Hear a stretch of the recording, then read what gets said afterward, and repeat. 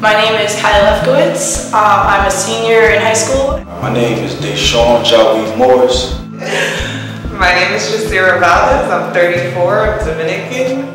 My name is Kevin Merkel. I'm an artist and stagehand.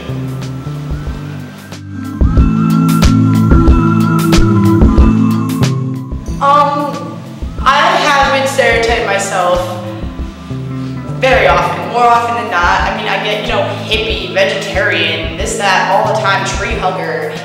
I worked in corporate America for a long time, and every day someone would be looking at me like, what are you doing here? Oh yeah, I mean, no one knows. I'm like you think you're like an artist, you're making like this fantastic, easy lifestyle, you just sit around and paint, whatever. I don't define the typical, picture which the most people would think is a blood. And when I say that, meaning buying into that stereotype, a guy that wears red all the time, has no manners, no respect, don't take care of his family, just wants to commit crimes and fight Crips all day. I don't fit that mold anymore.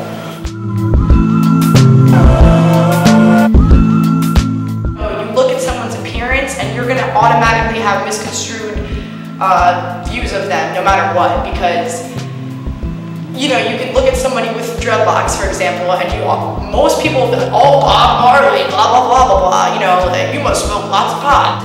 So I used to teach an English second language course, and in that I find that people stereotype people with accents.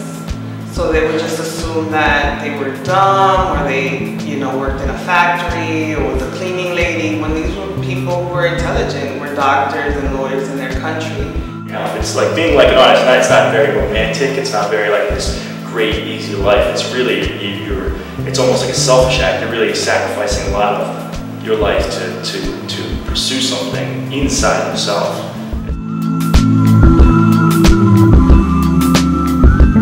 And I was like, oh, you're so hippie, like, you're so grungy, blah, blah. And I'm like, but if you didn't know me, like, you wouldn't know anything about me. Like, I'm very motivated. I don't, like, sit around and smoke pot all day and, like, do nothing with my life. But I also see my son, a teenager, dealing with the same issues now. He's almost 6 feet, and he, in his mind, I think, struggles with understanding that now people look at him like an adult, and that there are certain stereotypes that come along with being a black male, and he doesn't understand really that connection with himself. We're not animals. A lot of our circumstances help create these conditions. And if you've never been in those circumstances, if you've never been hungry, if you've never been cold at night, then I think a lot of you should reserve judgment. They're going to judge in that type of mentality, type of way. I'll let them, they can just pass me by. They're going to have like that negative outlook on things and be so judgmental without even really getting a chance to know me. It's sort of my way to weed out people,